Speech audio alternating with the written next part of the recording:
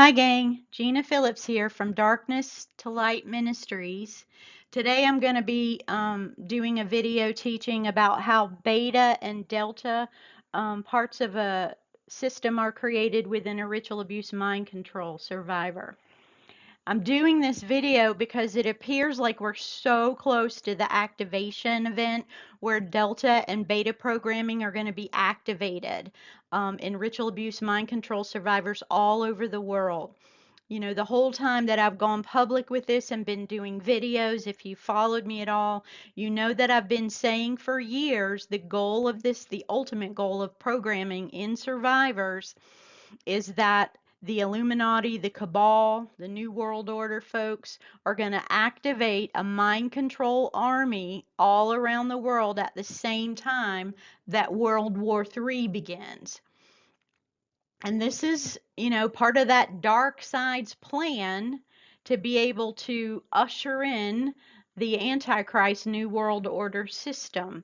So at the same time that worldwide war breaks out and the survivors are activated with their delta and beta programming, the goal is that the mind control army is going to wreak havoc all over the place. That there'll be just like the whole Black Lives Matter events, but imagine that worldwide, all over the place. That was a beta test, I believe.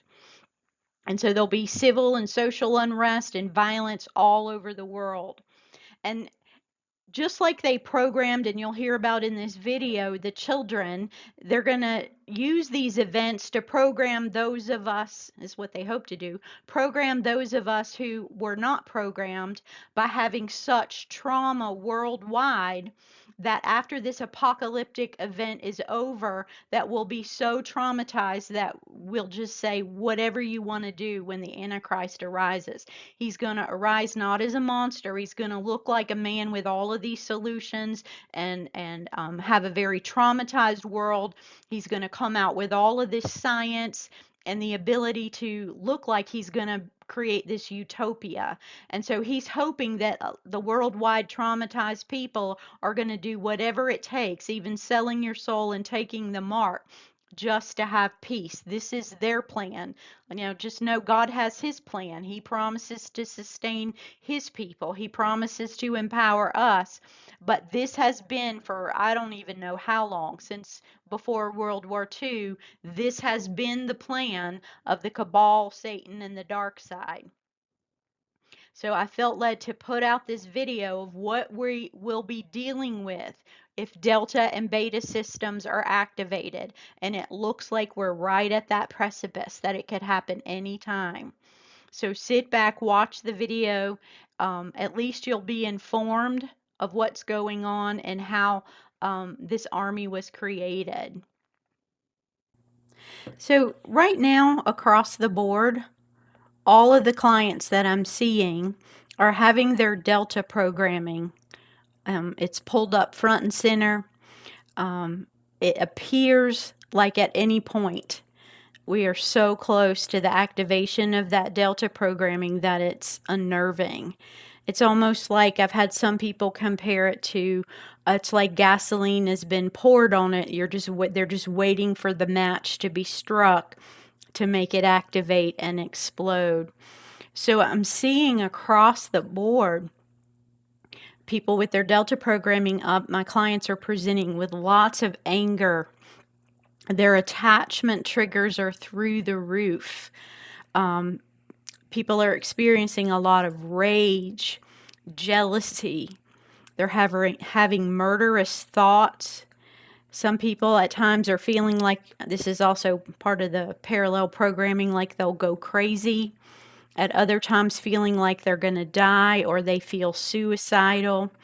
And at the same time, of course, I'll feel like I'm going to kill somebody. Now, the root of this is attachment trauma. And I've called it, because a client of mine called it that, the not chosen programming. And that's the attachment traumas that are fueling this delta programming. And so I'm going to discuss both beta and delta programming and what it might look like. There may be some variance in some of the people watching, but the nature of the trauma will be the same. But in order to explain the delta, the very base programming of delta, I have to first tell you how the beta programming is done, because the delta programming emerges out of the beta programming. So let's take a look at that. So beta and delta programming is part of the Greek programming. You also have in that like theta and gamma and epsilon and zeta. We're not going to talk about that today. We're just going to talk about beta and delta. So it's part of the Greek programming. The beta programming is what is built into your sex alters, and their functions to provide sex, typically very perverted or for a variety of purposes, everything from sex trafficking and espionage to blackmail. And then emerging out of the beta programming, you'll have your delta parts. They are the assassination alters, and they're activated to kill and do acts of violence and to cause social chaos, like we saw in the Black Lives Matter events, and we're seeing in the protest against Israel, and any of these social events that look like or made to look like grassroots events in recent years since COVID, that are causing social chaos that just are beyond the norm. They're just out of control. That's going to be the delta programming activated. So I've been working hard. I'm trying to put together a book. So I'm going to actually read stuff from the book that I've been putting together. So let's talk about beta programming and how beta programming is created. So the beta alters, the parts, the fragments of the mind that are created to be beta alters, are driven by love and hate. And you've heard me say that they take all of the various parts of our body, mind, organs, they divide it up, and they use the energy for various programs. So the beta programming is going to be the parts of the child where love is held, and hate and passion and strong emotions and desires. So the parts that'll be used and that have been split off that contain the love and hate and the passion and the desires, their strongest need is to be loved and accepted. The need to belong and be cared for is the strongest in this part of the system. Programmers monopolize on this need using attachment traumas that split the child along the lines of love and hate. Trauma bonding to the programmer is created when the programmer rescues the child from abuse and threats are rendered by other individuals.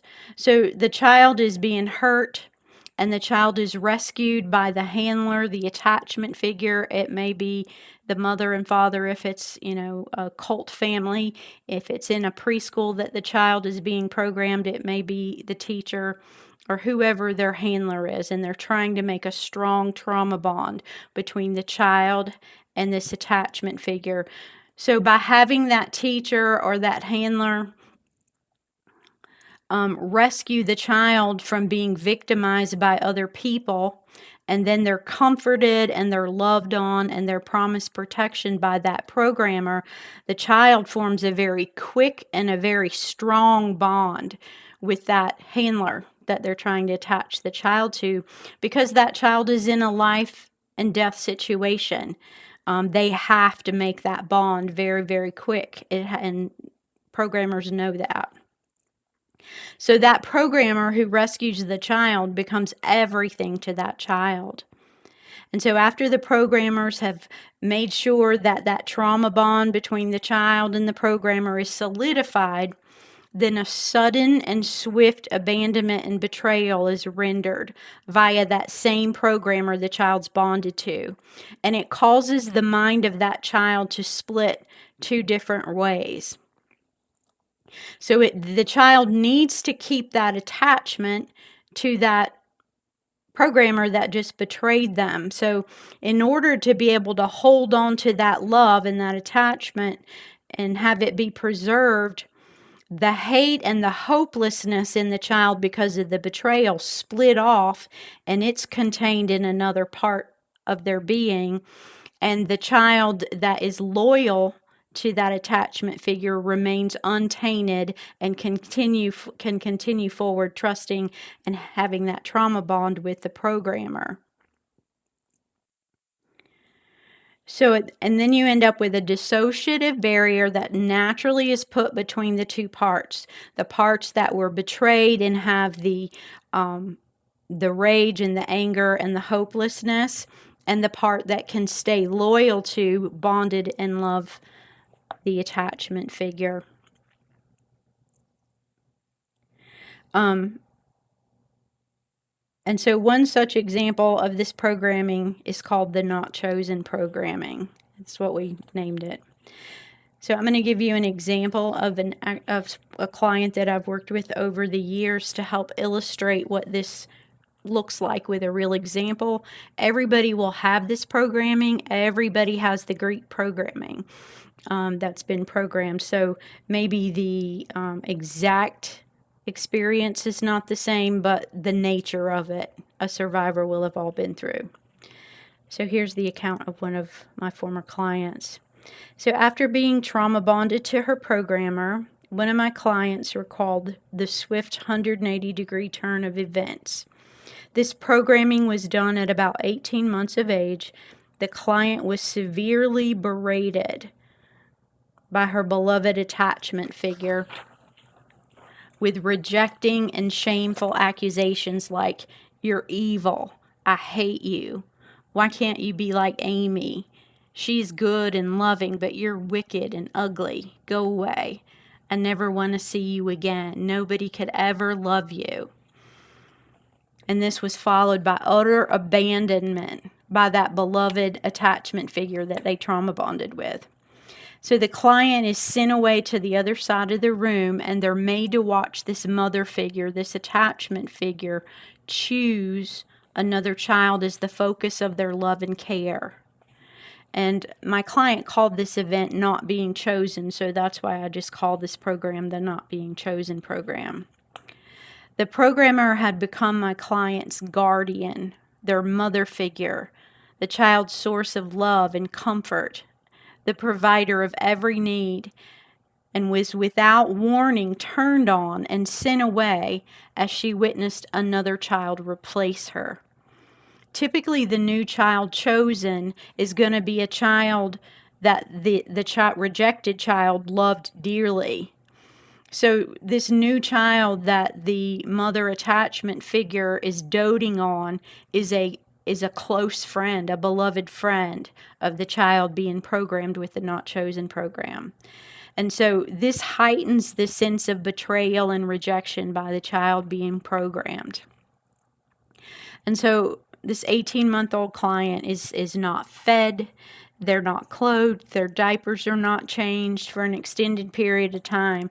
So there's this scared child who's being denied their needs.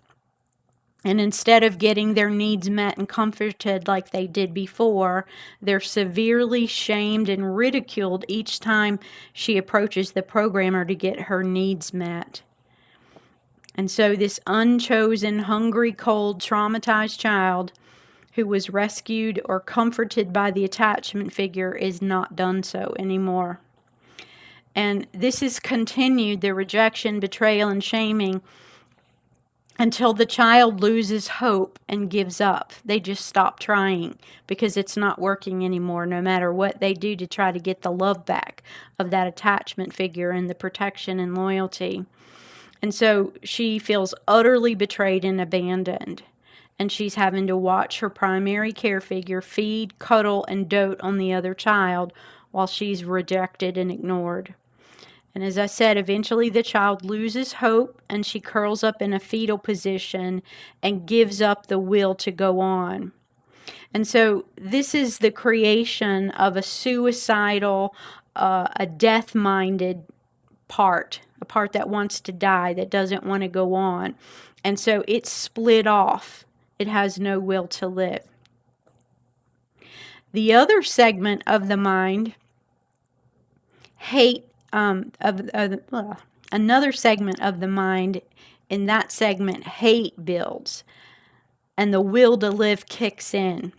So where originally we had two splits, the part that wanted to love the attachment figure and keep the attachment figure, and then the part that holds the hopelessness and the rage, we're taking that second part and splitting it into two more parts for a total of three.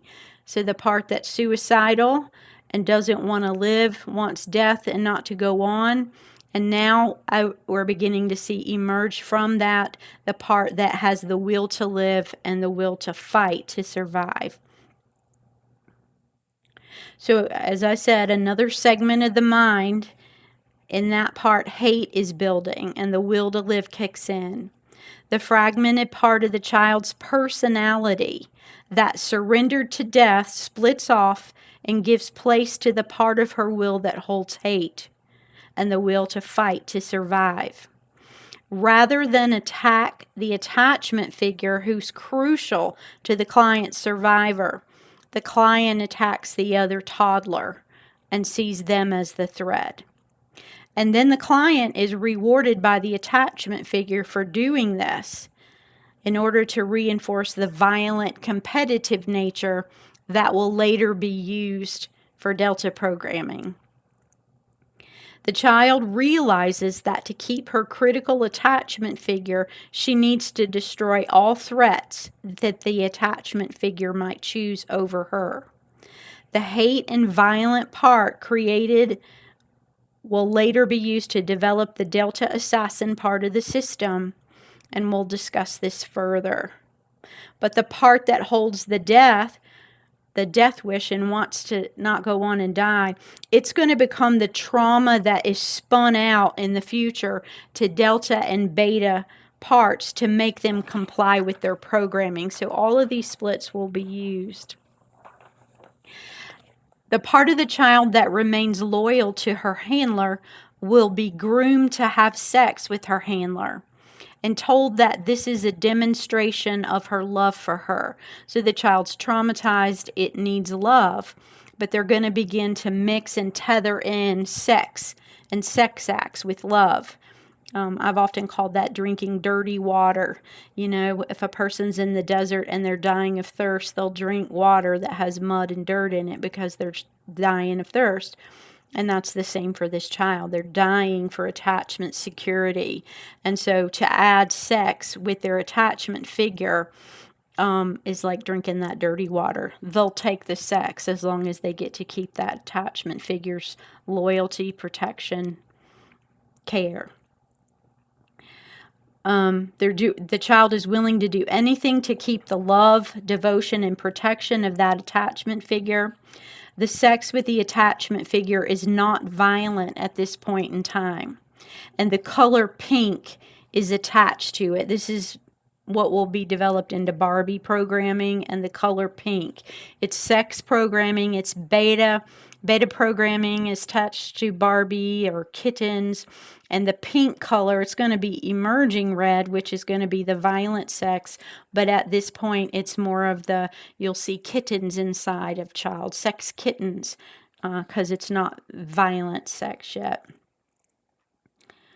This forms the sex kitten part of the beta system. Later on, the violent and perverted part of the beta system will be developed by these non-violent sex acts with her beloved handler, turning violent and perverted. And this can be with the female or it can be with the dad.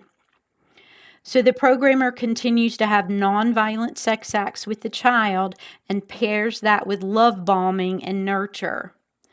And so once the child reaches the point where sex with the programmer is normalized and has become identified as love, the next swift betrayal by the programmer occurs. And this is when that loving, caring, nurturing sex turns dark and violent and perverted. So you'll have another 180 degree change very quickly by that beloved programmer, and violent, very vile sex happens. And so that'll split out because the child has to keep the bond with the attachment figure. So the pink programming with the nonviolent sex has come out of it, splits off the violent sex, and it'll be associated with the color red beta programming. And so the two don't meet. You get to keep the attachment figure, and then within that red is the hate and the wrath for the betrayal of the sex and the love that was had with that attachment figure turning violent. So, in addition to sexual training on how to please others sexually, beta programming contains grooming that'll make the beta parts fixated on their body and maintaining their beauty. Their strong need to be loved and included will be used to make them fixate on their appearance. They'll be rejected, abandoned, and shamed because they're told that they're ugly or they're fat, or they have some sort of defect or flaw, and it makes them be ridiculed and shamed. And then they're constantly pitted against the beauty of another person and shamed for not being as pretty or as sexually skilled as another child. And this ends up motivating the child and engaging their will to be better at being pretty, to keep their body in shape and attractive, so that they're more desired in sex trafficking or whatever they're used for with beta programming. And again, the beloved attachment figure is used to establish the child's attention on maintaining their appearance and sexual prowess and skill. And the child's focus on their beauty will be equated to their very survival and becomes experienced subconsciously as a life or death matter. So you will sit and see your clients where they're like, I can never get fat. And it'll be right up there. I'd rather die than be fat, right? It's going to be equated with life or death because they have to keep that attachment figure. And again, this is just the foundational programming. There'll be many years built upon this programming to give it more detail and depth. But if you can get to the base programming when the child parts are the youngest, because all the other many years of beta sex parts will be split off from these original traumas that are happening here at 18 months. But it's most effective if we can find these parts and work with them, the youngest. They're not always the most violent either, but they're the most influential. So if we work here, it'll make the rest of the programming fall. So we're always looking for the youngest memories, youngest parts when the programming's put in. So let's take a look at delta programming and how it's put in at the beginning. So using the not chosen programming, the part of the child that split off the fighter part, that had the will to live, that said, I will threaten and take out that other toddler if I need to in order to keep that bond going, that relationship with my attachment figure. At a later time, that part will just be pulled up by the programmer and it'll be built into this assassin programming because you've purified it. It only works when you're able to pull out the empathy. You pull out the part of the person that wouldn't fight somebody, that wouldn't have a conscience, and it's isolated. That whole wrathful, fighting, will to live part is encapsulated in amnesic walls. So you get this pure assassin part. And so I try to, when I'm working with clients who deal with a lot of guilt about this, going, oh my gosh, I could kill somebody without conscience.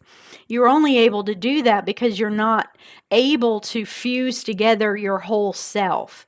That's the only way they can get people to do this sort of thing who are Christian people, right? And so by working to fuse together and bring together the parts of you that are compassionate and loving, you're bringing that whole part of the client together again.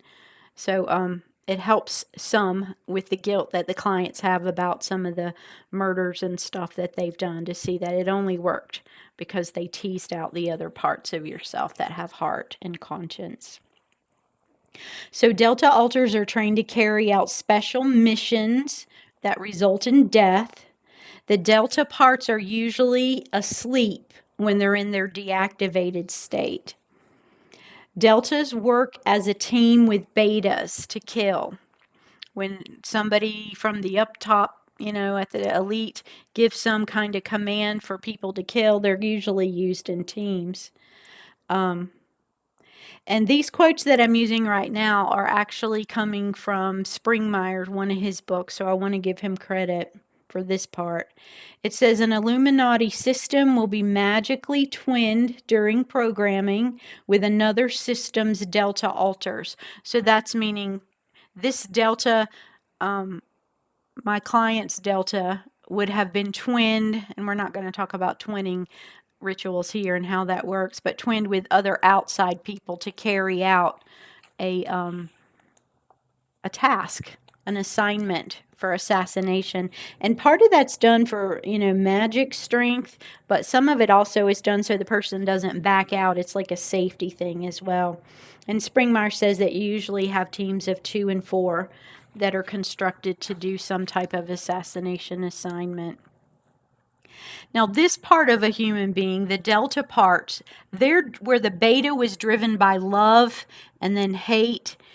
The deltas are driven by a strong sense of justice, right? They want justice for the wrongs that have been done to them and maybe even others. And so that's going to be the carrot that is used to manipulate and move and program this part of the child. So the delta programming is implemented by placing the child in situations where everybody's against them. So as described in the beta programming, the part that was rewarded for neutralizing the attachment figure's threat, the one that attacked the toddler, she's rewarded for her aggression. And the aggression part is used to develop the assassination delta part of the system. The programmer reinforces the aggressive part by justifying the child's competitive behavior with that other peer threat. The programmer might say, "You just did what you had to do. Amy took me away from you, and that was wrong of her to do that. I'm your mom, not hers. There's nothing wrong with fighting for what's right." Paired with the attachment figure's approval is the sense of justice that is served by whatever means is necessary to achieve it. That's what they're grooming them for. The programmer will place the child in repeated situations that provoke the child to the point of extreme rage and anger, and then the child is coached to render justice with violence and those violent type of responses. I'm going to share in detail in a few minutes another client's development in the lab and how this happened. Eventually, the child is groomed to commit murder, and the handler then shames the child for their cruelty. So you have another 100, and you're getting the child used to doing whatever it takes for justice.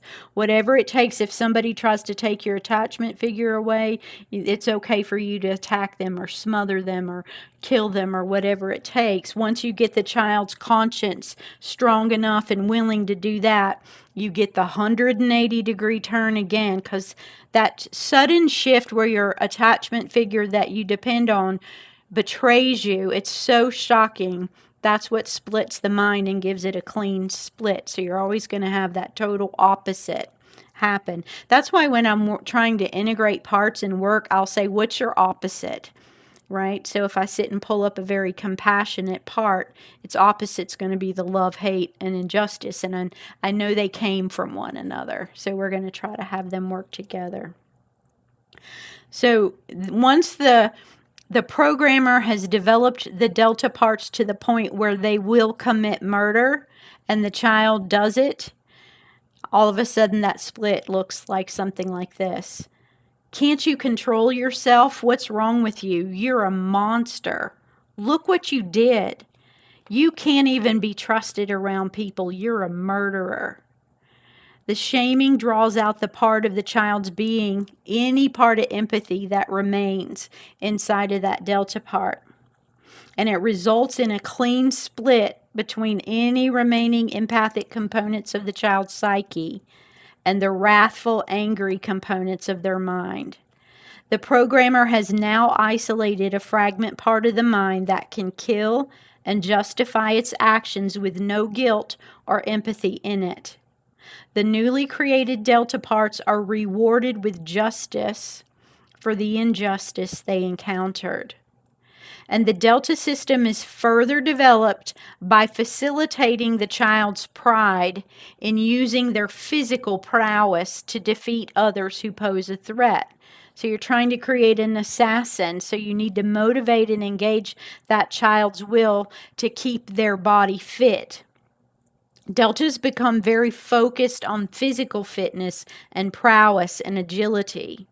They go to extreme measures to hone and develop their body strength and agility and keep it working at the highest level of functioning. So where the beta parts are highly focused on their body because of beauty and needing to remain beautiful and thin, the deltas too, the delta parts are focused highly on their body, but not so much the appearance as the strength, the agility, the performance ability of the body. Because delta parts are activated to kill, and according to Springmeier, they're activated with cues like seeing a specific piece of clothing or items held in a person's hand, or a particular phrase of words are used to activate the delta alters. And so according to Springmeier, I'm quoting him in this paragraph, he says that therefore there's no, let me say it again, blah, blah, blah. According to Springmeier, these items would be programmed in for a specific murder to be carried out. So there's not a universal cue that I could sit and throw up here and say this symbol is what's used to activate all deltas. If you did, you'd have people going off and being when they really weren't meant to be activated. So for a very particular murder or a very particular event, a unique activation cue is put in for the deltas to act. Springmeier also said that delta beta alters are released by a code where you have you pop the cork off of a genie bottle. That's how you bring up alters in the system, and it makes you think of the Aladdin movie with the genie in it. So that symbol to pull them up in the system is popping the cork of a genie bottle, and the delta alters rise up out of the neck of the genie bottle. And you can also, umbrella programs can activate delta. I showed that in previous videos where we saw the people walking around, the handlers in black and pink with their umbrellas at the Black Lives Matter events. That umbrella represents hidden parts of the system that are used for criminal activity. And you also have under the Delta Black Widow alters that are a part of the Delta programming. So I'm going to read a couple of paragraphs that are from Springmeier's book here to elaborate a bit on the delta programming and how they're created. And he says, deltas are linked to the moon children. There's a calling down the moon ceremony that Crowley's books speak of, and these are the moon children, moon parts, and are splits from the moon child altar in the early cage programming. In the early 1950s, the Illuminati would take a child and force it to watch another child who they had bonded with be incinerated alive in a crematorium. And I know this to be true because I've had clients say this as well, that this is common. The same thing I'm telling you about the crematorium. So the heat is so hot that it not only melts the child being cremated, but it turns it to ashes. The form of the child in the ashes would stay in the shape of the child until the crematorium door, which is made of glass for viewing purposes, is opened. A small gust of air would cause the ashes to lose their shape. Watching through the glass and feeling the fire and hearing the child scream was a trauma for any child. This fire trauma, elemental of fire, is going to be tied to this. This fire trauma was done so the child would be able to visualize melting from heat. So they have to use concrete experiences so that a child can, if you can't tell a delta that's an adult to melt and have that sensation of melting unless that child when they were little had a concrete experience they could hold on to. And so that's why they will let the child when they're little see somebody cremated, because later on the programmer doesn't even have to do that type of trauma anymore. They can build off this concrete experience. So this melting trauma, telling the child to visualize what it was like to melt like their friend who was in the crematorium, that melting trauma becomes the basis for the good witch, bad witch programming, where water is put on the witch in the Wizard of Oz story. Remember, she said, I'm melting. So they'll take that experience of melting in that fire, and it can be pulled, that experience, into many different levels and types of programming. So this is base programming, and they're going to build many other programs from these experiences. The delta and beta alters are then trained to trance out into their melted state whenever their programmers want them to function. Their functioning state, the functioning state of a delta, is called the melted state. Melted in the fire, right?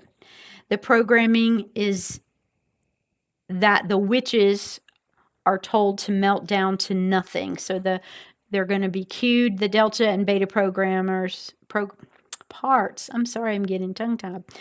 The beta and delta parts are going to be cued to melt down to nothing. It's going to be a real deep sleep state. More modern programming of deltas is not done at the crematorium. Instead, hallucinogenic and hypnotic drugs are used, and paper dolls are used, as this is what Springmeyer says. So you have paper dolls, the child's drugged and they're traumatized. It's easy to trick a child, and the child is made to believe that these paper dolls were real people. And then the paper dolls are burned and you see them melt. And so the child gets the cue of melting, of a child melting into nothingness. To create a trained assassin, the delta alters are desensitized towards pain and death by being shown gory films with their eyes forced open. And yes, I have clients that have said that too. Hypnosis is also used because the delta state is a very deep dream state. You've heard me say that when this programming is activated, for the release the beast and the chaos that's going to be worldwide, that the programmed individuals is going to think it's a dream. It's because this delta state is a dream drug state that the child's in when the programming's done. So when they pulled up, they feel that same state of being. Deltas will be trained in hand-to-hand combat and learn specific vulnerable places to kill people, including the neck.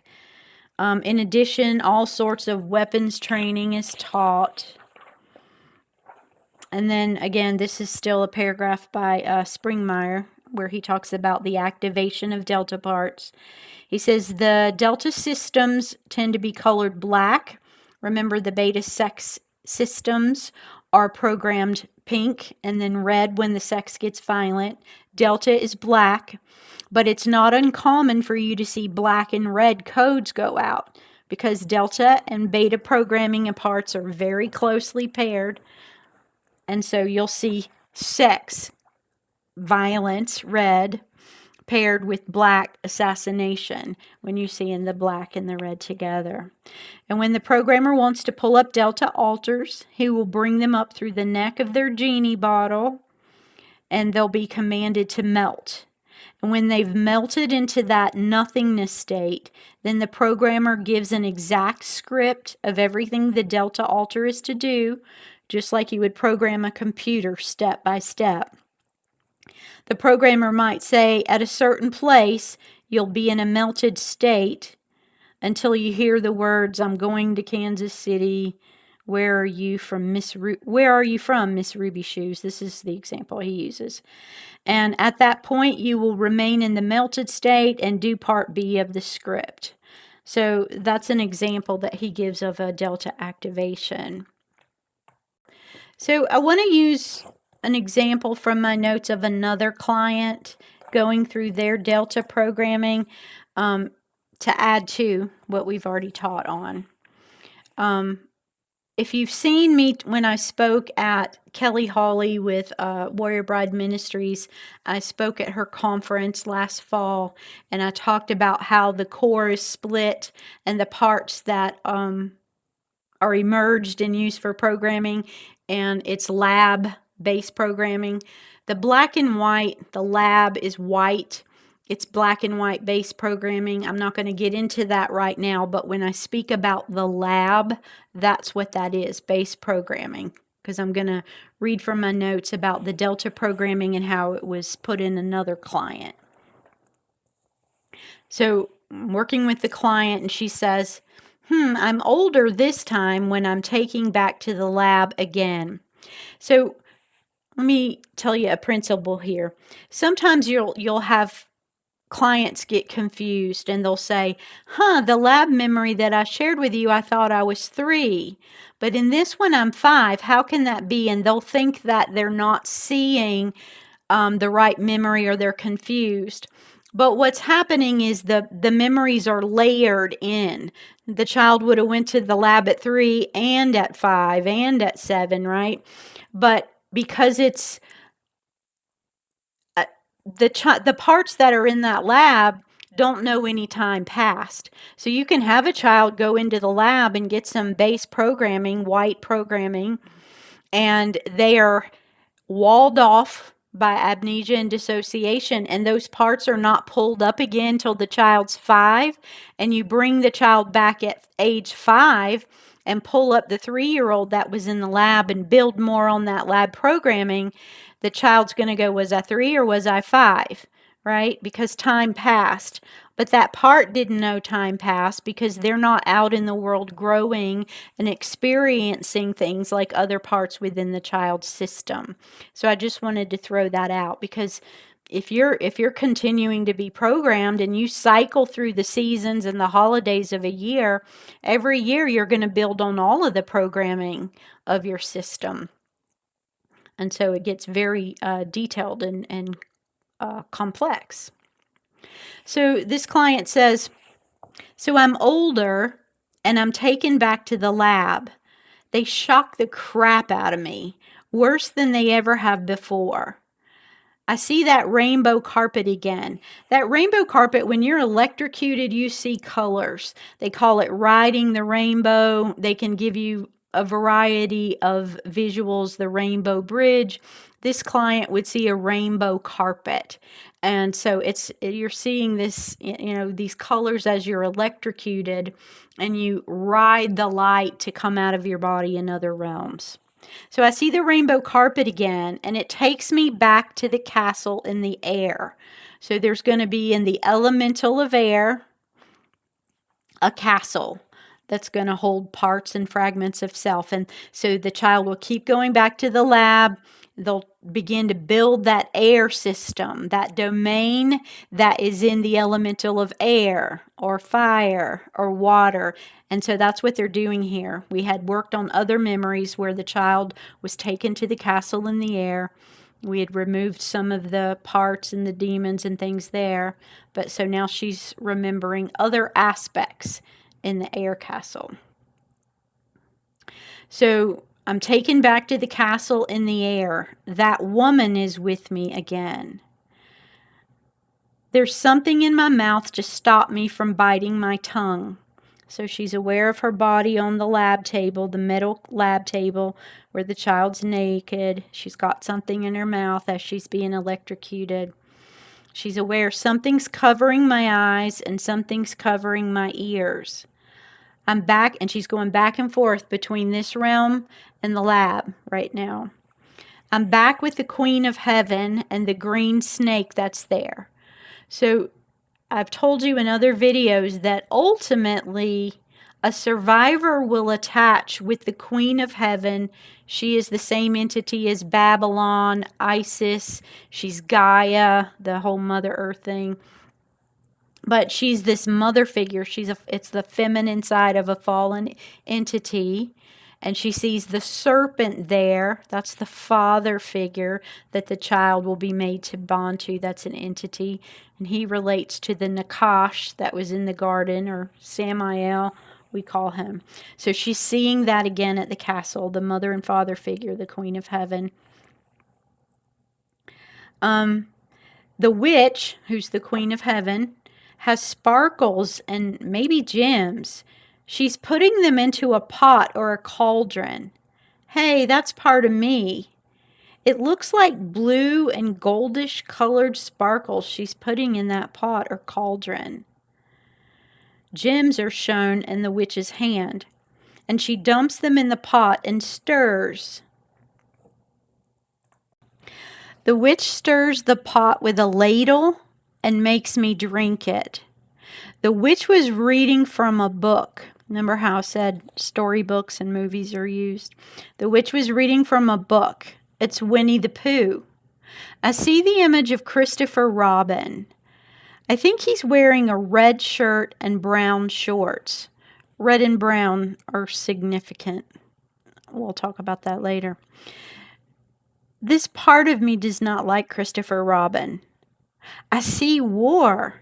Bombs and rockets are going off. This is what I see when I think of Christopher Robin.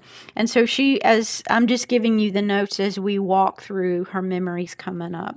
She says, oh no, people are running in the streets. There's murder and mayhem everywhere. She's seeing what was put in with the programming at the beginning for this war, release the beast, activate the deltas at a time of war. People are being pulled out of their homes and executed in the streets. It's hell on earth. There's no humanity here. I see brown khaki military uniforms. You know, like Hitler's men were called the brown shirts. That's the brown, and then you're mixing it with the red program, brown and red of Christopher Robin, beta, sex programming, brown Hitler stuff, Hitler war. There's no humanity here. I see khaki military uniforms, not khaki like we typically see, but sorry about that. Not camouflaged like we typically see, but that brown khaki colored. Wow, Christopher Robin stands for destruction and death. And you guys remember, if you follow me on X, remember when that movie came out, that twisted, dark movie of Winnie the Pooh? That's the night side of Winnie the Pooh programming. Oh, wow, now I see this old-fashioned microphone. The one like Johnny Carson used to have on his desk when he did his shows. The all-metal ones with lines in it. She's talking about the people there for this programming as it's put in. They tell me this will be my job one day. So this is going to be her Delta programming job. She's like 3 or 4 when this is happening, and she's remembering. And so they've got the Delta part pulled up, and they're like, this is going to be your job one day. And they put in the symbol of the microphone. Oh my gosh, I have 2 degrees in communication and broadcasting. I'm not going to get into any details that are identifying. I've worked with people who've been in entertainment in various places, and so they're grooming her. She begins to see, I was groomed from this age, because the mothers of darkness will use the demons. Demons can see in the spirit realm what our godly scrolls are. And in the programming, they take our God given giftings and talents, communication, broadcasting, entertainment, that sort of thing. And then they're going to take the better, stronger giftings of the programmed child and use them on the dark side. So they were able to see this was her calling, her gifting. And so they've pulled it up and they're now using the Delta parts to tell her this. So they were grooming me back then. Her Delta job now, I'm getting ready to say. I'm supposed to tell people to kill each other and kill themselves. It's my job to stir the pot for an American Civil War. When they electrocuted the crap out of me in the lab this time, it provoked wrath and anger in me. So it wasn't just electrocuting to split parts. They did it more than they ever had to provoke the anger and wrath.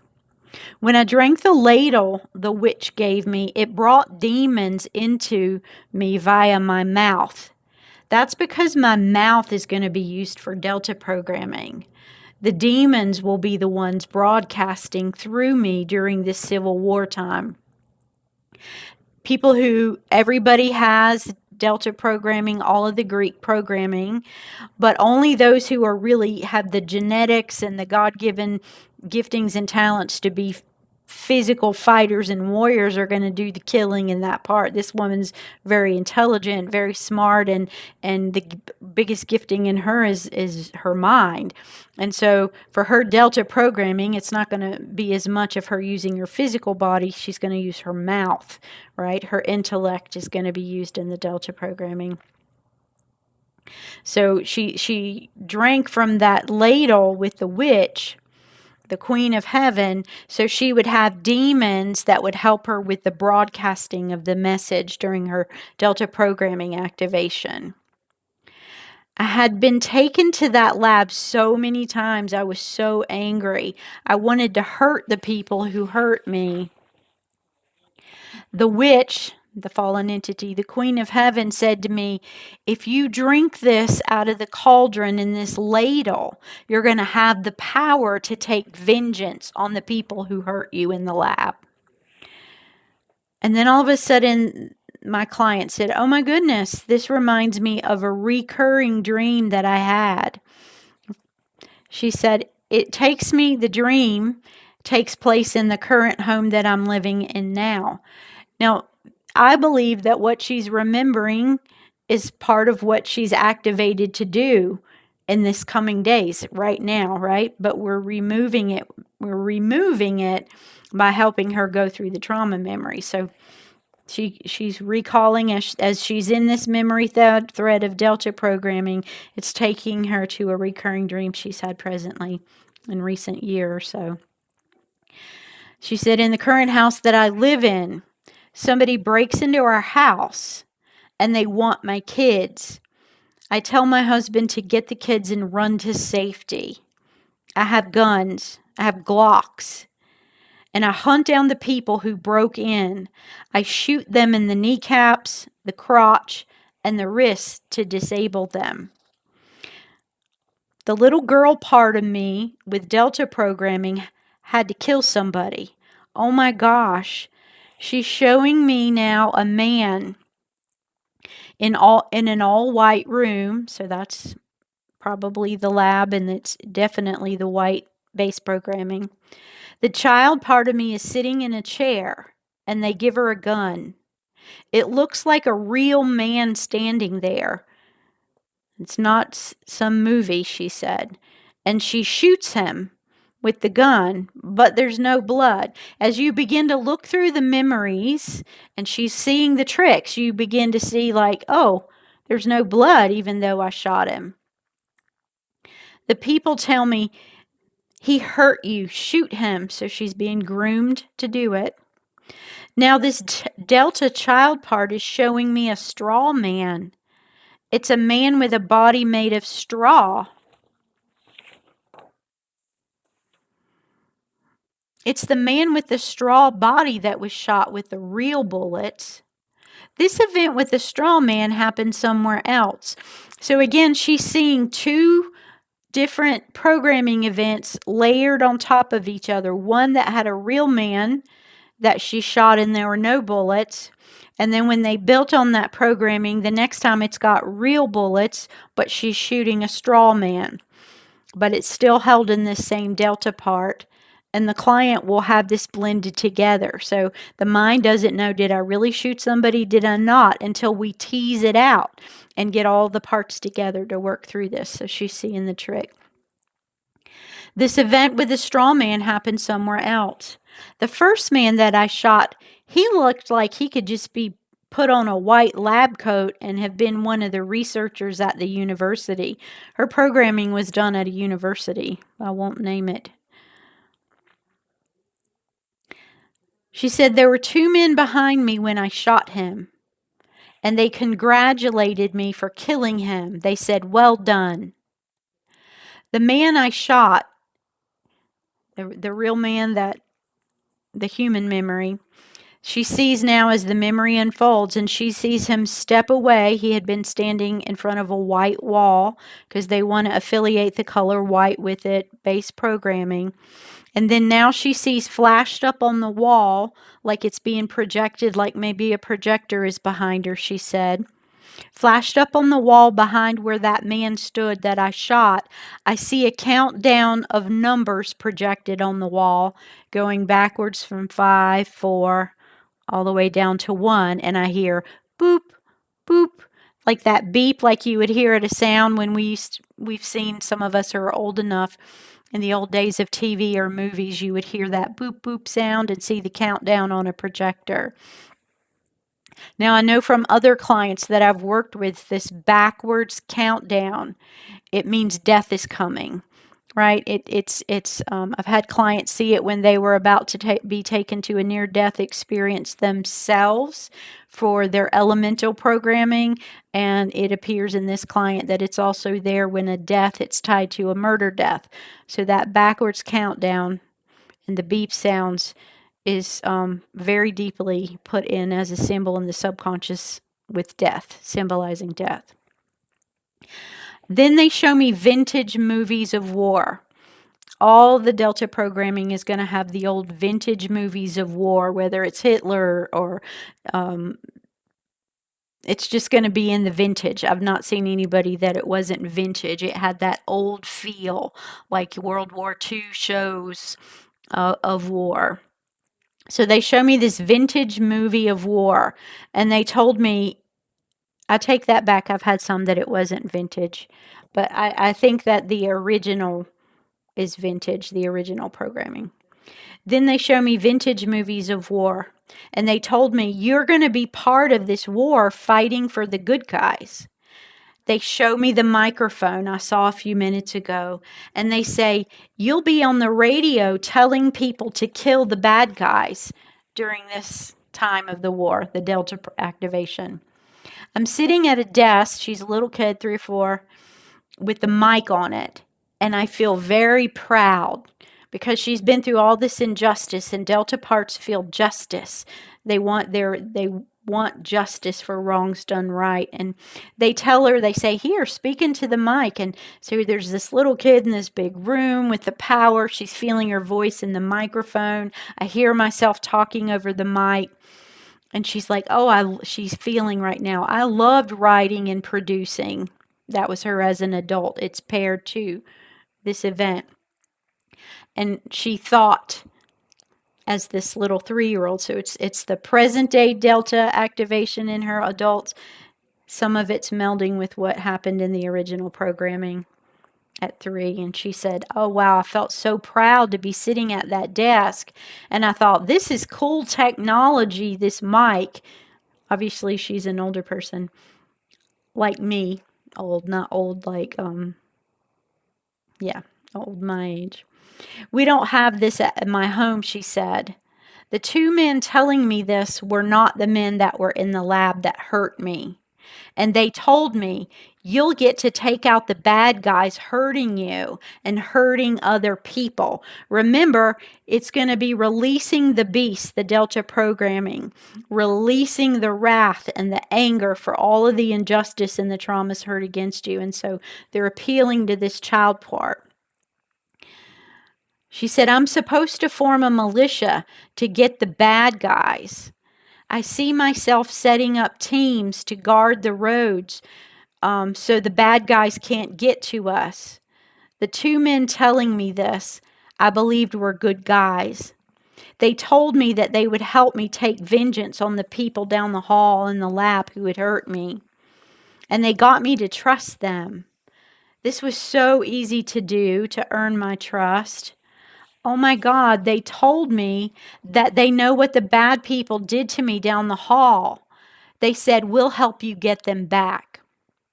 They were the ones who rescued me from the lab when the bad people were shocking the crap out of me. So remember how I told you there's going to be a rescue from the bad guys and it forms a trauma bond.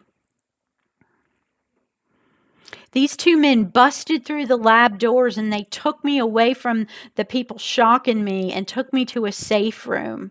I was nude. And they went back to the lab room and they got my clothes and they returned them to me. And so I asked her the question, because I know what bumps into this. I said, where are your biological parents during this Civil War? And she began to remember and said, I was made to believe that my biological parents were bad people. I was made to believe that they don't love me, but that the people that just rescued me did. They said, your parents wanted you to be hurt. That's why they make you come to preschool every day. You were hurt because your parents told us we had to hurt you. Plus, your parents are going to be killed in the Civil War because they were the bad people that were hurting other people too. They said, you won't be alone when your biological parents die in this war. There'll be many people like you and us who will take care of you, and we'll get rid of all of the bad people. Now, I want you to know, when this happens, there's going to be militia and groups of people that think we, the remnant Christians, are the bad people, right? We're the bad ones. We're going to be blamed for a lot of stuff in the near future, and they're really going to believe that they're taking out the bad guys, even if it's the parents. Right? Because this is the turning against the parents. Your parents are the bad guys. And so they're telling the child, justice will prevail. We're going to take out the bad guys and good will prevail. You'll be with us. And then they give this utopian environment, which is what you see in the happy endings of the Disney movie, the New World Order utopia. The prince comes and you live happily ever after, which the prince is, the Antichrist. And so it's reiterated to the child, don't trust your parents, trust us. And she said, after this, I didn't like my parents then. I believed the bad guys. I believed the programmers. Then me and the witch cursed my parents unto death. This was another programming session. So later, she's pulled up with the witch after she's turned against her parents. And again, they'll build on this. Other children, they sit and show parents raping and torturing children. And then they'll make somebody, when the child is drugged, come in later to look like your own parents hurt you and programmed you. So it's built upon and it heightens because the child can't tell, like that murder, did I really kill the man or did I just kill the straw man? Did my parents really hurt me or was it just the movie of parents that they showed me hurting and sexually assaulting children? It blends. So in another session, these parts are brought back up, the delta parts that are being programmed over time. And she curses her parents unto death. And she says, this was another programming session. They brought in the lady who dressed like Mother Goose, and the Queen of Heaven entity was present. So this woman dressed like Mother Goose was often in programming sessions in the lab. And I see this image of my heart's parents being squeezed in the hands of the witch as we cursed my parents unto death.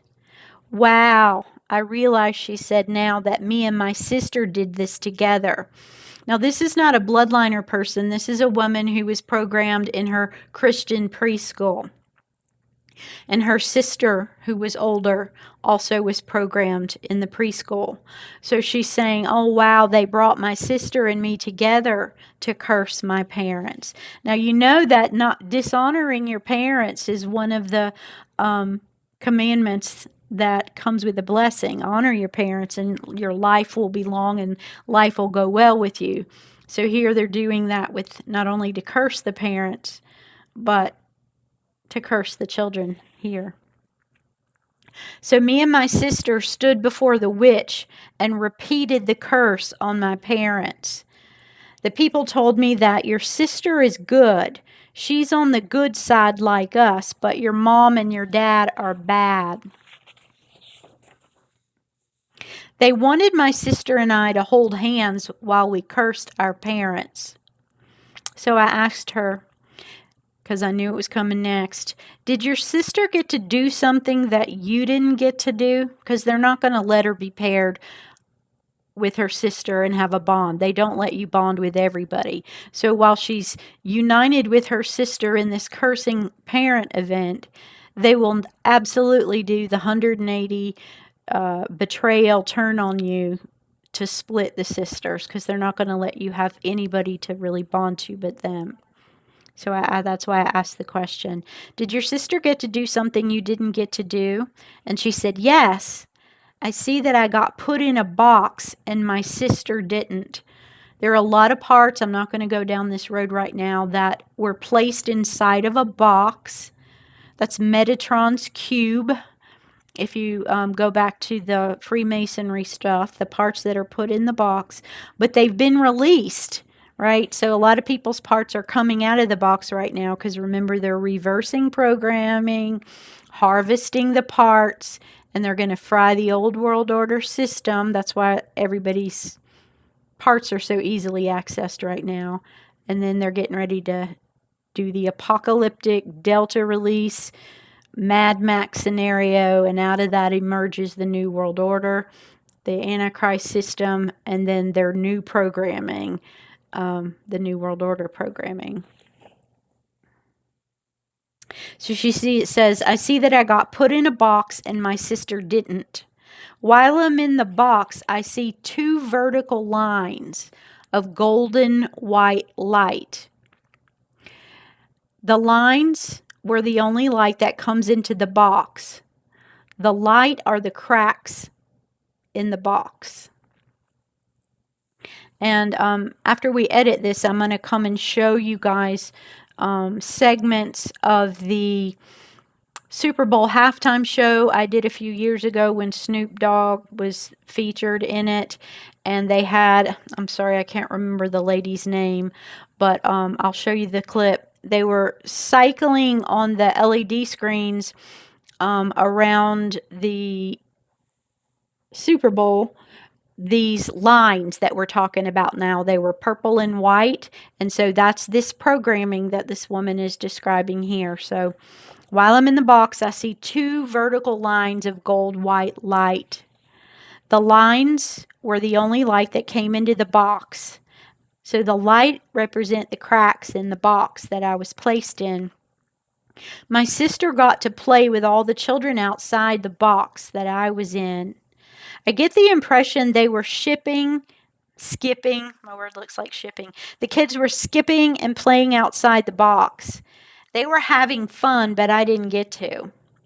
It's hot in the box. I can feel my breath on my knees because I was scrunched up inside. I was left there for hours. I was supposed to be dead. The others pretended I was dead. I was dead to them, I was told. Now I see 4 lines in my mind. They're lavender in color and they look like this. And what it is, it's like 2 vertical lines in the middle that are long, and then the 2 outsides are shorter. maybe about a third the size. Two lines that in the middle, two full long vertical lines, and the outside of them on either side, two shorter, maybe a third long lines, and she sees lavender in the color. Remember, the end of the world programming has two stages. Lavender is the first stage, dark purple is the second. She said, I wouldn't obey them. That's why I'm dead.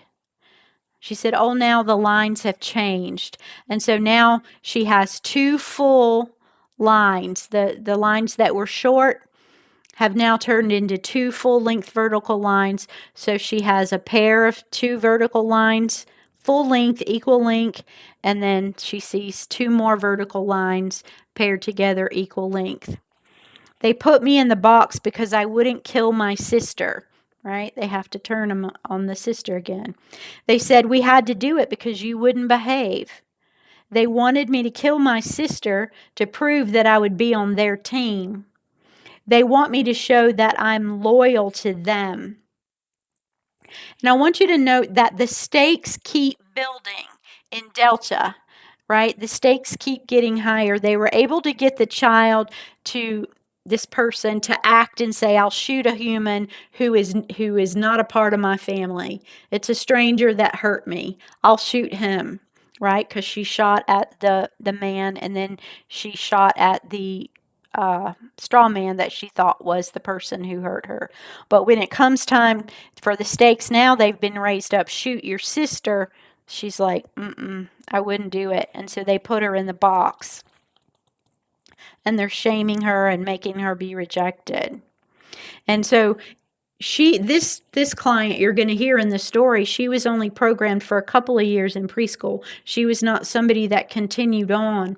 But if her programming had continued, the stakes would have been upped. It would have moved from a stranger she killed, or maybe a puppy if somebody started there, and your sister, to it would have been her parents next. And then it would have been kill Jesus and God, right? It keeps getting more and more to the heightened as through the years, the Delta programming, the trauma would become more severe, and they build on it and up the ante for what you have to kill or believe that you killed. They said, because I wouldn't kill my sister, it meant I was on my parents' team, and that I was loyal to the bad guys and not to them. They had my sister stand against a wall and gave me a gun, but I wouldn't pull the trigger. Wow, she says, as she realizes, my sister must have already been so programmed that she would stand silent and allow me to kill her without moving. Sister was a little older and had had a year or two more of programming. I was told that the other kids at this school know that I'm bad. Now they can't be around her. The other kids can't be around her at school, and nobody wants to be my friend or play with me because they know that you're loyal to the bad team people. So later on, they took her back to the lab again for a more electric shock to make her mad. They want to break her will. They're going to keep building on this Delta programming until she'll do what they want her to do. And she said, but it seems that it was soon after the time that they took her back to the lab is the time that she threw such a fit and just all holds barred, just went manic and just had a fit and said to her parents, don't take me back to that preschool. She just was fighting for her life. Of course, her parents didn't understand, but she's like, I'm not going back. I'm not going back. Don't make me go back. And she couldn't tell her parents why, but she was fighting with all that she knew, and she had really good parents, and the parents didn't make her go back. Parents are like, all right, you don't want to go to that preschool, you don't have to go. And she started staying with grandmother, and so the programming ended for her. She didn't get to build on the programming where she would have had to kill her sisters. but she still had her job. They can still, even though she was only programmed for a couple of years, she still had a job in there. They were able to access through quantum interfacing or dreams or demonic or whatever they do to let her know her job in that dream was that you take the kids and I'm going to kill and render justice on the people that tried to hurt my children, and hunted them down, right? Shot them in the knees and the wrist and the crotch. So they can still use people if you haven't dealt with your memories, even if you were only programmed a couple of years.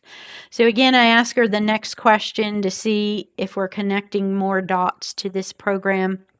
I said, do you think your dream about being locked in the car with the rotting corpses and your parents abandoning you could be connected to this Delta programming? Because again, it's going to be an attachment trauma. And when this client first presented to me, the dream I'm about to share with you was one of the things that haunted her, right? She's like, this feels significant, but at the time she couldn't remember why. And I just brought the memory up, she's told me from the beginning, because I felt like it was probably connected. And if she can make and connect the dots between the dissociated parts of her mind, that's what's going to help her heal and gain back control over these parts of herself. And so she said, yes, that dream is connected to this. So I'm going to share the dream with you so you understand. She said, these people, the programmers, she had the aha connection. They're the reason that I had that skeleton in the car dream. They're the ones that gave me the dream. So she made the connection. And she said, they're the ones that told me your parents don't care about you. That's why they leave you in the car and they just walk away. Your parents left you with rotting bodies in that car. They don't love you. They didn't want to get you away from the diseases that come from rotting flesh that of the corpses in that car. Again, I hadn't told you the dream yet. This is going to be the polka dot programming, because tied to Delta programming, the polka dots are going to be diseases, germs, biochemical warfare, but she didn't get to have that built on. But this is what would have been built on. The rotting corpses in the car dream. Your parents didn't want to get you away from the diseases and germs. And again, the motivation for killing is the parents' abandonment. And she said, now I realize those vertical lines I told you about. She said, I first saw them in the lab in the black and white base programming. So I'm going to read the dream she had so you know what that means. Let me pull it up here. So the car dream that she had, that they put in her, again, they're further isolating her from her parents, making her turn against the parents. And she said, I dreamed this dream repeatedly. From the time I was 3 years old till I was about 8 or 9. And I'm in a car. I'm young, about 3 years old. And I watch my mom and dad and siblings walk out of a store. And they see me and they wave. And they walk by the car all the way to the back end. And I try really hard. She's desperate. She wants out of the car to be with her parents. And she's trying to roll down the windows to yell at them to come and get her because she can't get out of the car. But she's little. She's like 3, and she's not strong enough to roll down the windows, those old crank metal handles that we used to roll car windows down with. She's too small and not strong enough to open those, to roll down the windows, to crank them. And as my family walks to the back of the car, I jump from the front seat of the car to the back seat. And when I do, I see 2 skeletons, 2 corpses in the back seat. They were real flesh and bloody human skeletons, not fake. So it's not like a Halloween skeleton that you'd hang up. She said, my parents just waved and walked by. They walked away. And she said, they don't care. They didn't come back for me. They just abandoned me. And she's having these thoughts as she's processing the memory. I can't save myself. I can't get out of the car. I'm going to die here. And she begins crying. They don't love me. I'm stuck. I won't make it out of this car. I'm trapped. I'm trying to save myself. I never told my parents about this dream because I asked her, did you ever tell them? She said no, because I was afraid, and this would have been put into her, I was afraid that if I told my parents about this dream, that they would have answered and responded in a way that validated that they really didn't love me. And so she didn't even want to confirm. It's better to think, well, maybe they do love her than to validate and be sure that they didn't. So I'm trapped, I'm stuck, I'm abandoned because my family doesn't love me, and now I'm going to die. So, do you see why healthy attachment is fundamental? It's absolutely necessary for a survivor of ritual abuse mind control to heal. Because the whole foundation of all of the programming is based on them attaching to somebody with a trauma bond and then having that totally obliterated and shattered by a 180-degree betrayal. And they will do that again and again through the years as they build on any program, but we're talking about Delta and Beta right now. So over and over again, they're going to have it set up where the child bonds to a peer, bonds to an attachment figure, bonds to Jesus. They'll even have, a positive experience where they lead that little child to Jesus, and they're born again, and they're like, doesn't that feel good? You can tell as a programmer when Jesus came into the heart of that child. And so you get this positive experience with Jesus, but then they'll swiftly, we call this hell programming, they'll swiftly have a betrayal where this drugged, traumatized child has an encounter with Christ that is a betrayal, that is an abandonment. And so through the years, as you do this over and over, and it becomes more violent, it becomes more heinous, you're ending up building like a column of traumas where you don't want anything to do. Eventually, through the years, your heart becomes black, is what they tell them. One day you'll have a black heart. And so the child eventually comes to a place where they reject their humanity. They don't want to be human. They don't want anything to do with humanity. They don't want anything to do with Christ because they have been hurt so repeatedly.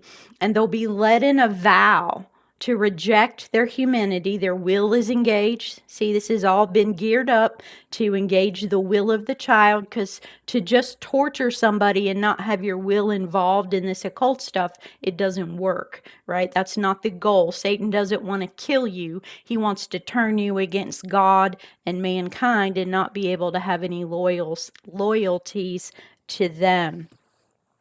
So eventually the child rejects their humanity. They don't even want to be human, and there'll be a two-way split again between shame, a part that will be told and made to identify that you're a worm. You're less than humanity. You're less than an animal. You're a worm. And so it's going to hold a lot of shame. And then the flip side of that is going to have a lot of pride, right? Because shame, the opposite of shame is pride. Pride tries to cover and protect from the shame. And so the split of that will be known and identified as a serpent, and that a worm and a serpent. And that serpent part will become identified as a god, as Satan and the programmers begin to monopolize on the pride in that part of the humanity. You develop what is, we call the Snow White and Sleeping Beauty programming. It's a diamond programming. So if you think of like two upside down, one upside down triangle and a right side up triangle. The right side up is the serpent, and it's going to be tied to an elemental of air, and that part will sit in the realm of the spirit and behave as a god. I will rescue myself. God didn't come, man didn't come. I'll work with fallen entities, and I am a god. And then the bottom side or flip side of that is the worm, and it will be tied to the under the earth realm, the elemental of earth, in the realm of Hades, and it's less than human. It's a worm, and lots of shame is used there monopolize. So if you don't deal with the attachment, if you don't find the worm and the serpent and deal with the pride part that hates and loathes God and says, I'll be my own God, and deal with the shame part that feels I could never be saved, I could never be loved, they're never truly free. So this is the core. This is where you want to get to as a healer and a counselor. You must deal with this.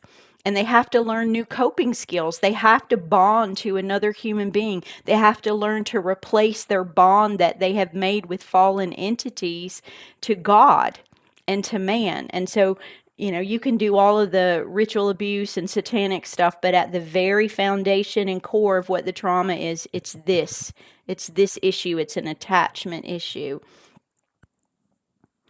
And because all of the other programming is built on these lab and early traumas of betrayal, if you'll find the original splits like this and you work with them, then it's going to be like Jenga. If you pull out the bottom parts, the foundation of the Jenga blocks, everything falls. And so instead of trying to work up at the top where you would have had the beta and the delta parts, they will be split. Every time you come back and do programming each year and each time, splits come off of them. And you have a limitless amount of splits off of your beta and delta alters and your other programs, right? But each time you split, there's less of the original self in that split. So when you're dealing with adult parts in counseling that are delta or beta, there's not a lot of original self in them. So even if you help them heal, it's just a little dot, and a little drop of water in a bucket that you're helping heal. But if you'll go down and find the original parts that split off, right, the child parts, you're going to have the original self, the strongest amount of self, for lack of a better word, and it'll run through and affect the adult parts that were programmed later. So you always want to look for the youngest parts in the first memories to work with, if at all possible, because it's going to be the most effective in healing. And I also want to illustrate, do you see how over time, as they set up again and again, betrayal by peers, betrayal by family, betrayals by God, not only do they not want to be human, the fragmented parts of the mind don't even want to be in the body. They don't want to be here in the earth realm anymore. They want to go over the rainbow. They want to go and astral project and stay and remain in other realms. So over time, more and more parts of the original self are in another realm, and they're there using their mind and imagination and coping while the body's down here suffering, right? Is the picture that I play. And so you get another part of my work is beginning to draw back the survivor to want to be present in their body, to want to be here in the earth realm, because they spend a huge amount of time. If you were to be with them at home, they spend lots of time just looking like they're in a daze or in a video game or whatever, but they're really focusing their energy in other realms and the parts that have been taken elsewhere. And so the only thing that really will motivate them to want to be present in this life, there has to be joy, there has to be love, there has to be something here good in the earth realm.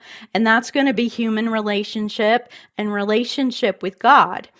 And so you have to deal with this. It's not just casting out the devils. That's why you hear me say again and again, you can cast out a devil. But if you don't deal with these coping skills and these foundational issues in a survivor, you're not really doing them that much good, because they'll end up, say you take out a system, there's always backup programming, that because they won't have a new skill, they won't have new relationships and the ability to cope, because these human bonds and bond with God is what helps us as human beings to cope with the stresses of life. So you've not given them a new way to cope. So they're just going to do the backup programming and recope again in their old way, which is dissociation, splitting, astral projecting to other realms. So now I want to show you some visuals that sum up the beta and delta programming that I just gave you illustrations of, that we just went over. And then I'm going to give you a brief summary of what I do after the client has recovered these early memories. And yes, the client does need to recover the memories. I have seen, PhD level clinicians and healing ministers that'll say, like, just send the traumatized parts to heaven and let them stay with Jesus. Or they'll say, let's put the traumatized parts in a box. I remember one lady out of Greensboro with a PhD that I saw, she was taking parts and going, let's just put them under the waterfall and let them be washed. That doesn't work. The client wants to please you and they want to be well, so they're going to do what the healer tells them to do. But let's just think about it. Those fragmented parts of the personality are you. They are your original self and your life essence. And so if you don't work through the memories and integrate them, you have giftings. You have, like we just said, the part of you that has the capacity to love and be passionate is encapsulated in that that beta memory. The part of you that's loyal, the part of you that's a fighter and would stand up for yourself and set boundaries so that you can't be hurt again, it's been split off and put into that delta. You need those parts of yourself. And until you work through those memories and begin to incorporate them into the host personality, you've lost very critical, important parts of yourself. God wants you to be whole. And it seems impossible, but I tell you that if you have healthy relationships with God and human beings and you begin to walk that out, you can go through, even if it's a child, these horrendous memories, because Christ will show up. He will speak. We invite Christ to come in. We pray for him to come and heal. And so the church is going to have to come in. We're going to have to, you may not know how to program and do this level of stuff, but you have to have a basic understanding so we can walk these people back through healing and be those primary support people who are trustworthy, who are not going to judge them, because it's God's way. He meant for us to be in relationship with God and with mankind. As you've heard me say, that's why Adam said it was not well for Adam to be alone. He needed woman. So we don't just need God, we need God and man relationships. So I just anyway, I got off on a tangent. So I'm getting ready to do a little segment where we look at how we dismantle, after the client has gone through the memories, how we dismantle the structures that are in these domains. There'll be structures like the Kabbalah tree and I don't know, houses and pathways and trees and all kinds of things internally and in other realms that hold the programming, that hold parts. And so we'll talk very briefly. I'm not going to get into much detail, but how do we dismantle those structures that hold the programs? How do we retrieve the parts of the human being, the life, the fragmented soul and mind of the survivor from those domains that they're not supposed to be in? You're not supposed to be over there trafficking. And then how to untether those parts from fallen entities and people where they've had handlers and ungodly soul ties, and close those portals. So this is an oversimplified example of how beta and delta systems are created. So at the top, we have the altar. Altar number 1 is what I call it. And that's going to be the fragmented part of the mind that trauma bonded with their handler and also a peer child, right? The child will have been hurt by the bad guys, and the handler rescued them from the bad guys, forging that important trauma bond. And the little friend, the peer, will have been somebody they paired the child with, that they take up for each other when other kids pick on them, which is a part of the programming. That child becomes a very close best friend. And so then After the trauma bond with the handler and the peer is solidified and a deep trust and dependence is established on them, that 180-degree switch in behavior happens, and the child is betrayed with the not chosen. Remember, you're rejected, you can't be loved. And then all the attention of the handler, the attachment figure, goes to that peer. We call that the not chosen program.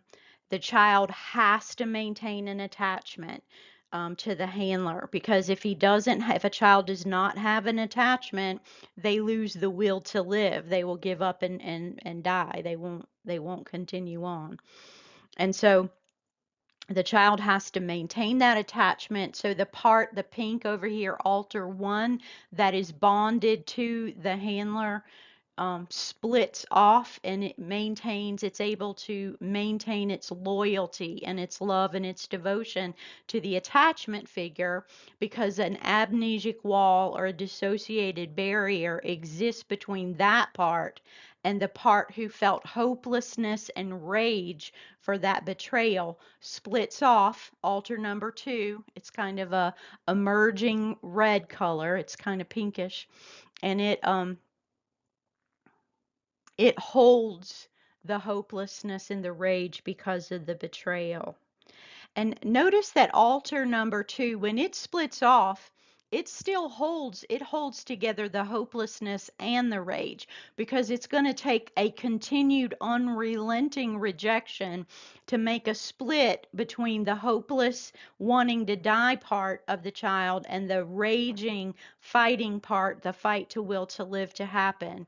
So initially the child just curls up in the corner. The child is feeling hopelessness. No matter what they do, they can't get the love and the affection back from the attachment figure. And so that represents altar number two.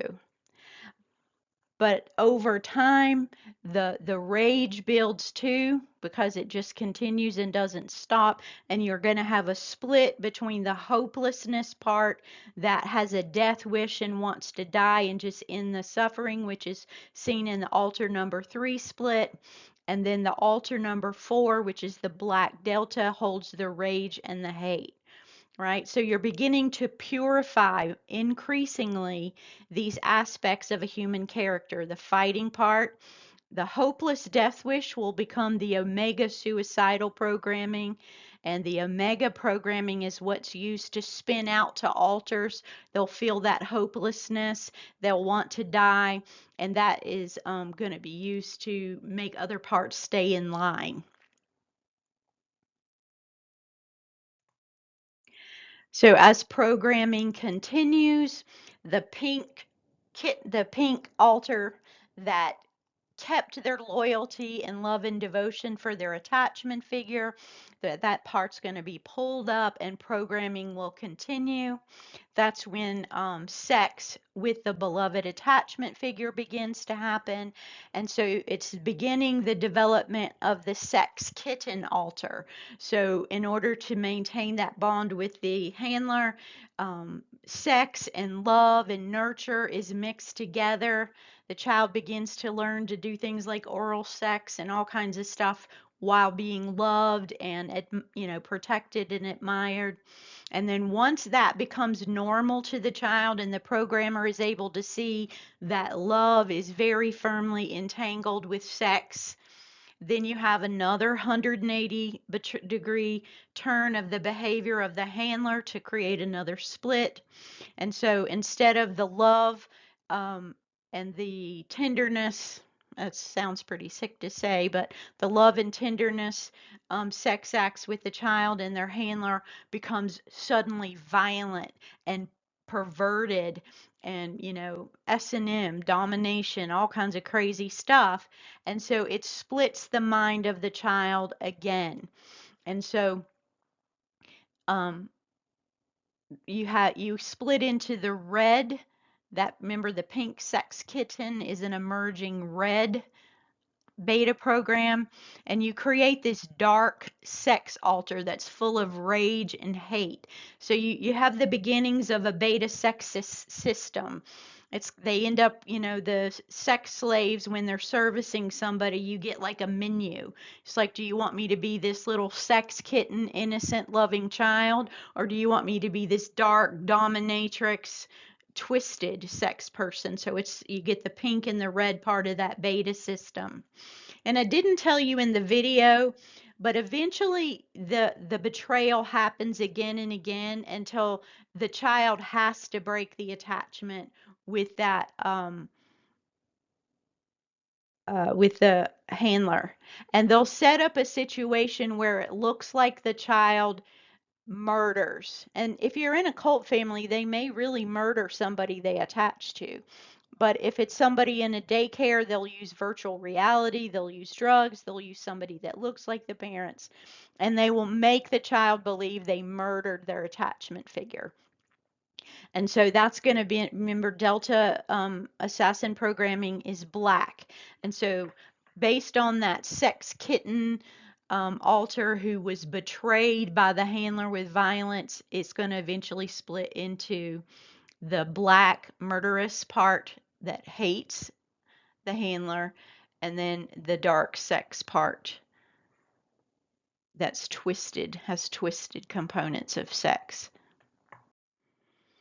And so this visual shows how the programmer will then pull up the Delta alter who supposedly killed the handler, and they're going to purify it even more. They're going to draw out any remaining part of the child's life force self that would have empathy about killing, that would feel guilt or shame or have morals about killing.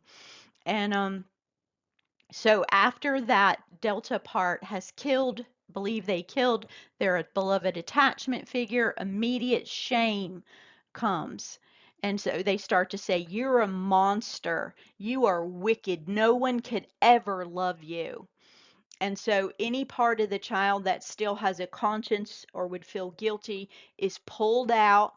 It goes into that death wish altar, right? It begins to go into that part of the system, the omega, I wish to die. And the child is groomed to believe the only peace or escape I'm ever going to get is in death. Because they're going to eventually, those parts of the system will actually bond with death, with the spirits of death, and death will begin the go-to for peace. They will literally enter in. In the Bible where it talks about death and Hades, in the book of Revelation, it personifies them as both a realm and a spirit. So that death spirit is it's actually a spirit and a realm. And so the child in the Omega programming will begin to run and resort to death, to the realm of death with the spirit of death for escape and peace. And you'll literally find that the clients have this twisted bond with death. So the parts that feel guilty about being a monster or for murder go into that part that is the death wish because they see no out. And then the other part is going to be a more concentrated Delta alter that killed the believes they killed the attachment figure and doesn't care because it's been purged and split off of any moral values, any convictions about killing somebody for just causes. And so then the programmer is going to begin to try to get those Delta alters to join forces with Satan, right? So you're going to pull those Delta alters up, and it's going to be the only person who could ever love you or care about you is Satan. You are so wicked. And so the child believes that. It's like, that's true. So if I can't be good, I'm going to be the best I can at being evil. And so they begin to look towards Satan and begin to, what's the word I'm looking for? Join forces with Satan and fallen entities. So notice you now have a black and a white altar that has been generated from this process. There'll be more programming that happens where death becomes a positive thing. Death becomes an escape. They'll begin to take the child when they die, and I'm not going to get into all the details here because that's going to begin to be your elementals where the child is taken through death, and the one part remains here on earth in death, and another part to live on goes to one of the elementals of air, earth, fire, and so on. But that white part that begins to see that death is an escape and its peace will be developed into the day part of the system, and the black dark part will be developing the dark part of the system. So you'll see the white part of the system will be to the top part of the Kabbalah tree that's above ground, with astral projecting parts to other planets and other realms. And then the bottom part, the black delta, will be further split and developed into the kilopot, which is the part of the Kabbalah tree that goes beneath the earth, if you were to look at a picture, and those parts will become part of the ritual cult part. So you have the light and the dark part of the system, and that's a whole nother development. But I hope this is helpful. I hope this helps you as a visual to see what we just discussed in the development of the beta delta systems and how it is all built upon attachment, trauma, and manipulation. And just quickly, I just wanted to show you here that when I was telling you the story of the client who said that in the lab they put in these vertical lines, she said that it was like gold white light. And she also saw it when she was in the box. That if you go back to the decode of what I did in the Super Bowl, where Snoop Dogg was the featured person, this is the segment of the halftime show where Mary J. Blige is singing, and on that LED screen that goes around the entire stadium, while she's singing about no more pain, I don't want to, I'm going to go crazy, she says, and she ends up at the end screaming like I'm about to lose my mind, and she dies. She was literally, in the words of her song, reacting what the client goes through. It's loosely affiliated, while they're showing these vertical lines that were programmed into her spinning across that LED board. So if you go back, you'll see there'll be a picture where it explodes, where she talked about the witch had glitter in her hands and was throwing it into the cauldron, and that it was parts of herself. And then in that programming, they added in vertical lines in various patterns. And so the person whose program would have watched this halftime show, their front alters, their host personality would have just thought they're watching a halftime show. But the parts that were programmed will watch this, and they'll remember when they were in the lab and the purple was shown to them. And remember, the client said that it was lavender around the lines, lavender and gold white light. And so those back parts are going to be reinforced, saying you better keep your programming up, you better do what we told you to do, or you're going to go back to the lab. So different parts of the self get different cues based on watching the show. And just the fact, a little side note, that Mary J. Blige and the girls here are in silver. Silver has to do with the moon, so she's going to be dealing with the moon part of the system, the moon goddess. And we had talked about the moon child in the earlier part of the video when I was reading Springmeyer, the parts that had been in the cage. She's representing that by her colors here.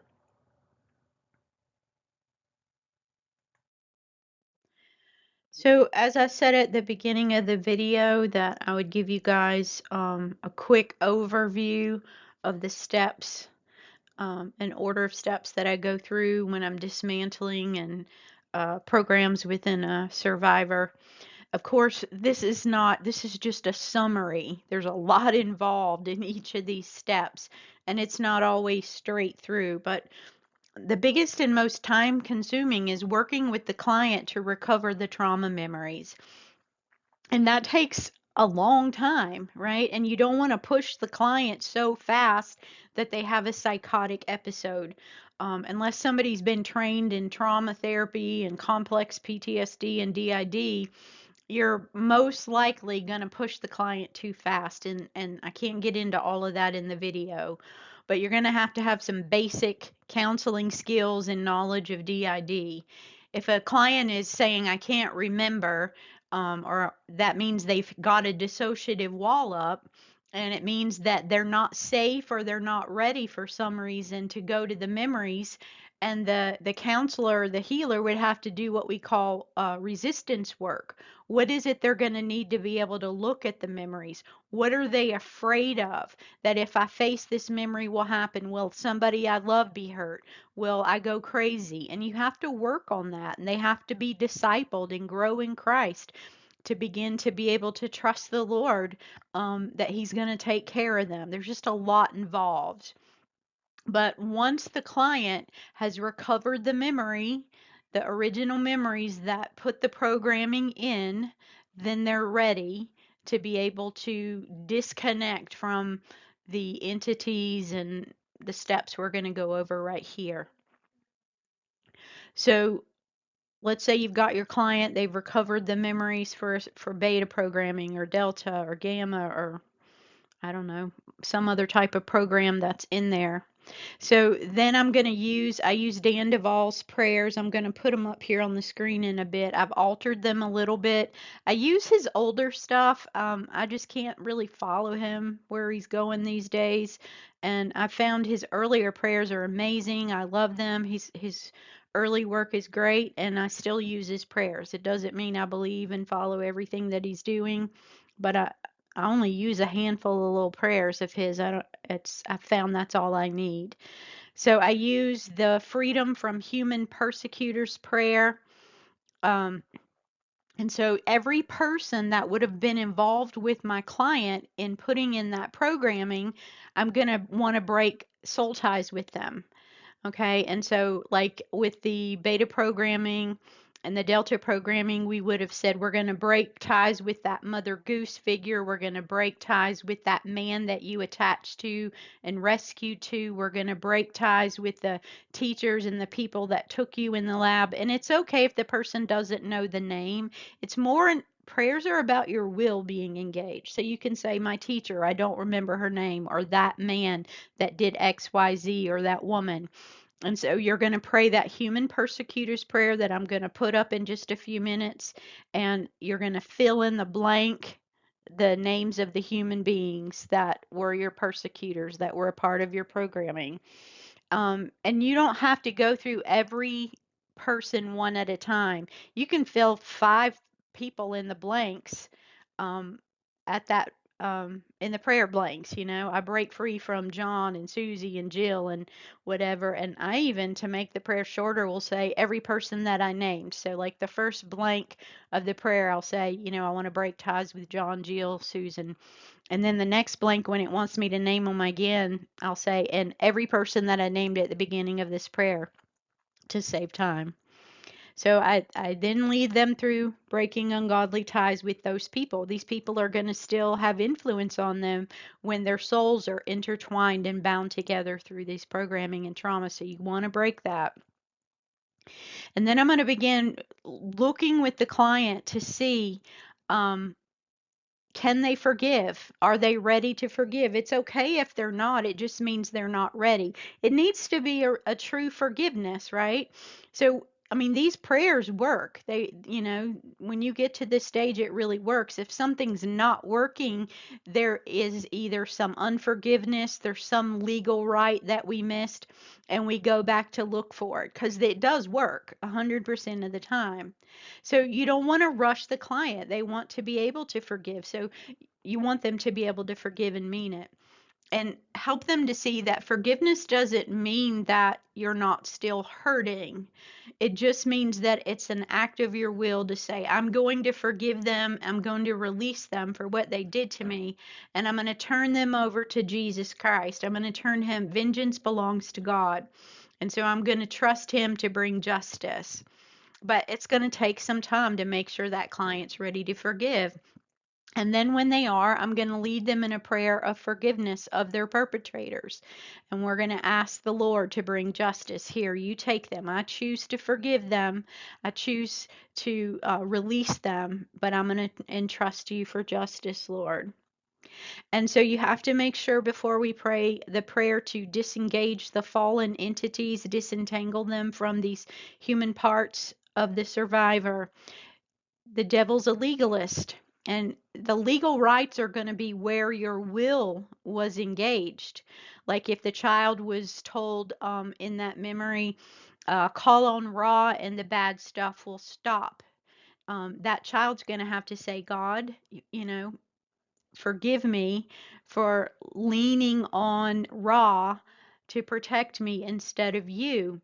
Right. And I know they're just a child, but repentance is a weapon. It's about breaking that legal right. And so the child, you'll need to find the legal rights. Another legal right that may be there is the sins, like the one we did with my client where they're led to murder. That child may not have really murdered that man that was standing in front of the white wall we discussed earlier, but in her heart she did. And we know that whether it's lusting after a woman or hating somebody to that level, the Bible says if you've done it in your heart, you've already done it. So you'll need to go through the sins that the child was led to commit, and you repent for those. You ask for forgiveness, you repent. Those would be legal rights.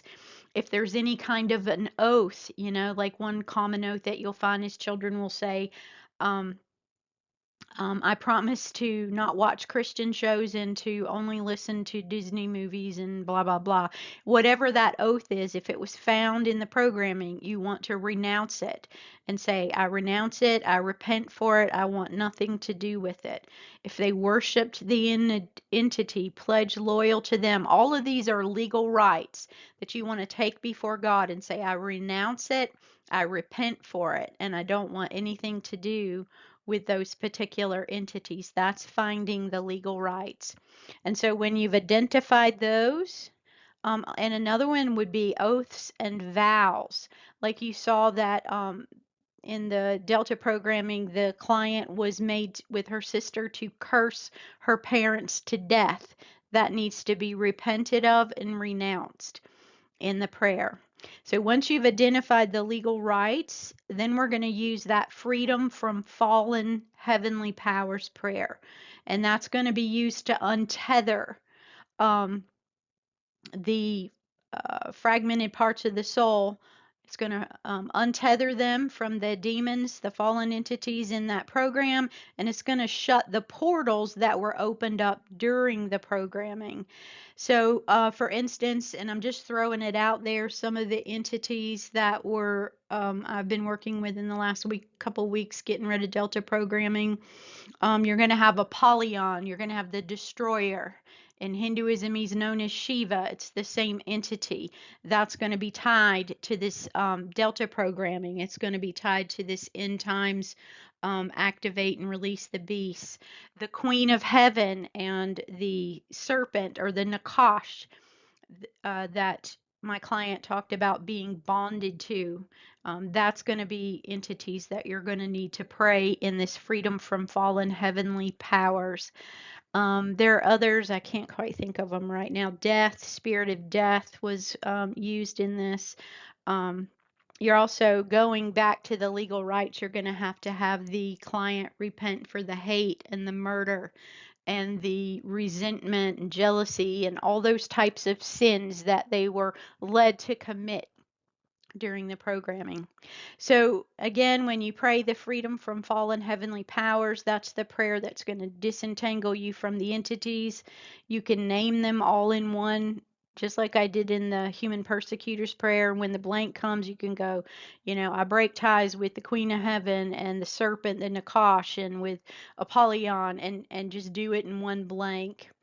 And so it's really cool after a client prays these prayers, they'll often sit and go, "Oh my gosh, um the castle exploded," or um there was a poof and that cauldron just disappeared, and or the entity handed me a gem, which represents a core part of yourself, and it was handed to me, and that part just put it into their chest. It's really amazing to hear the stories of what happens when the clients pray that freedom from fallen heavenly prayer, heavenly powers prayer.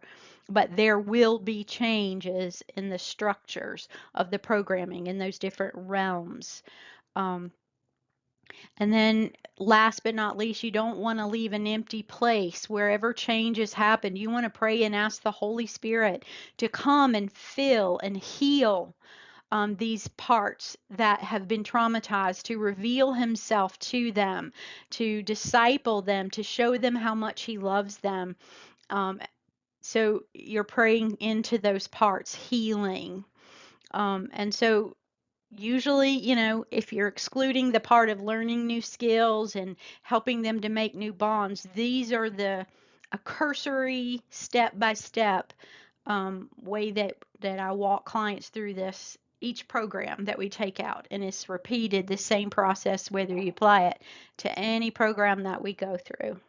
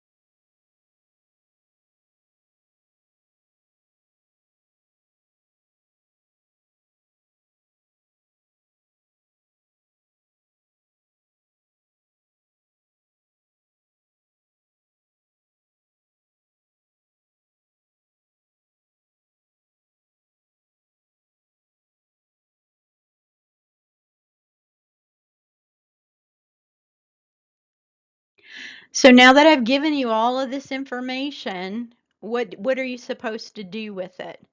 Um, and I want to share with you at the end what I feel like the Lord told me to do. So you're going to have to take this to the Lord for discernment, as you should when anybody in the body of Christ gives you information. But back during the blood moons, long story short, because I know this video is getting long, the Lord let me know very strongly. He awakened me in the middle of the night when the blood moons were happening, and he let me know that when this event happens, and I believe that this is God permitting it, right? He could stop it, but he uses the bad guys to destroy the bad guys, right? And I'm not saying everybody that's programmed is bad. I'm trusting and have been praying for over a decade, getting close to 2 decades, that this programming would fail in all of God's people. But they're going to try to lure us, as we saw in that client that I read you about, how her as a Christian is to broadcast and to try to get people into this fray, right? To justify killing your brother, right? They've already been setting us up by making Republican turn against Democrat and Christians turn against non-Christians. We have to hate and objectify our brothers and sisters in humanity in order to kill them, and they've been trying to groom us for this all along, for this event. And so the Lord told me, when this breaks out, I don't know for sure, but I believe it'll be a quick event, a quick activation, lots of slaughtering and murder and craziness.